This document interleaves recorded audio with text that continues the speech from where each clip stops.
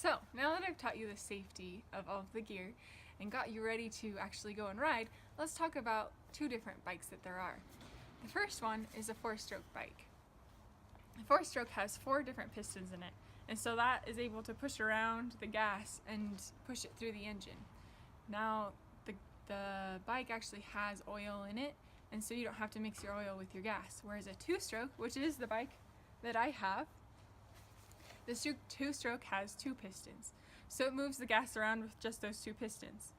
What's different is that the oil isn't already into the bike, so you have to mix the oil with your gas. So be careful when you do that, otherwise you will ruin your engine. I speak from experience, sadly.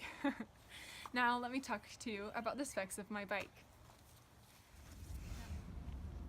Now that you're on your bike, you're going to pull out your lever, like I had, and you're just going to kick it.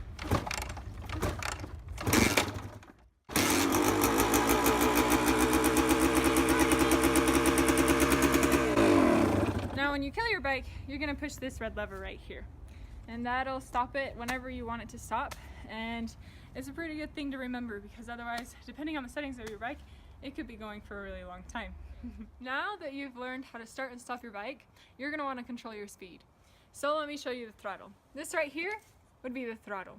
If you want to increase in speed, you just pull back, and if you want to decrease in speed, you just let go, and it'll take care of it for you. Now that you understand the throttle, I'm going to teach you about the gear shifter, which is very similar to a manual car. In a manual car, you're going to up your RPMs, and so that means you got to shift. That's the same with a dirt bike. So here's the gear shifter, and once you up in your RPMs, you're going to just push it up, and it's pretty simple. And if you want to slow down, you're going to let your throttle go a little bit, you're going to let it slow down, and then you're going to shift down, and then you're going to let it go even more, and you're going to shift down, and so on and so forth. Now that you have a better understanding of your throttle and your gear shifter, I'm going to teach you about one of the more important parts of a bike, your brakes. Over by my foot is the back brake. So when you're riding, you're just going to step on it just a little bit, and it'll lock up your tire. Same goes for the front brake, which is up here by my hand. You're just going to pull on it, and it'll lock up your front tire.